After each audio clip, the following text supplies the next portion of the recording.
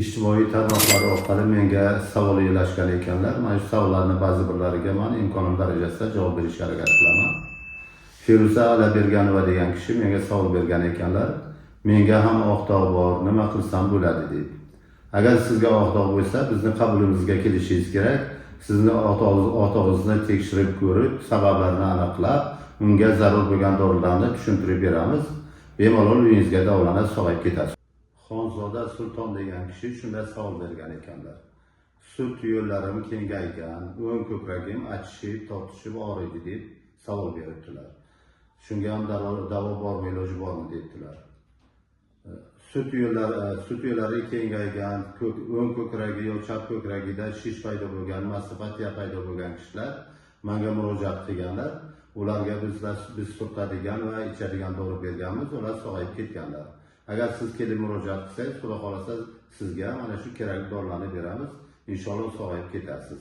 Fibrozlik kistozni mastopatiya deb aytibsiz diagnozingizni. Bunga o'xshash diagnoz bilan menga murojaat qilib, dori olib sog'ayib ketganlar. Salomat bo'ling. Nodir Qurbonov degan kishi savol yo'llagan ekanlar. Diskriziya bo'lgan, sizga murojaat qilgan kishilar ichida MTSi davolangandan keyin 0 bo'lgan kishilar bormi deb. Ha, bunday kishilar bor va juda ko'p. Ko'pchilik menga aytgan, bizlar ma'lum 1-2-3 oy dorini qabul qilgandan keyin MT qilganmiz.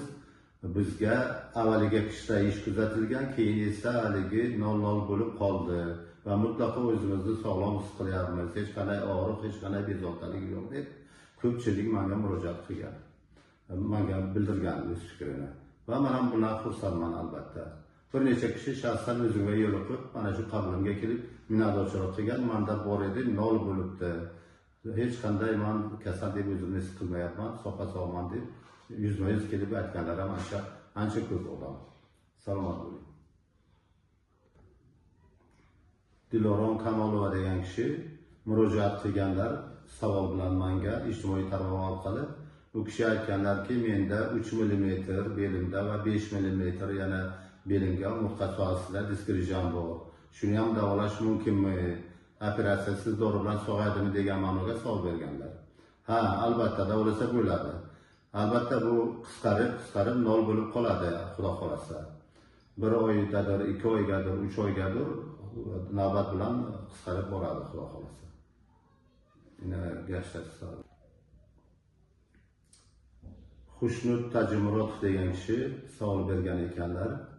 Diskriziya masalasi bo'yicha dastlabki ham bormi? MRT qog'oziga qarab tavsiya etasizmi dorilarni deb savol beribdilar. Ha, dastlabki bor. Telefon qilsangiz dastlabki qilish imkoniyati bor.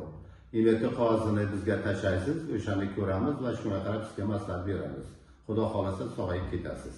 Diskriziya bo'lib bizga murojaat qilganlar hammasi sog'ayib ketyapti, alhamdulillah. Sog'aymasdan qolgan odam yo'q, alhamdulillah. Salomat bo'ling.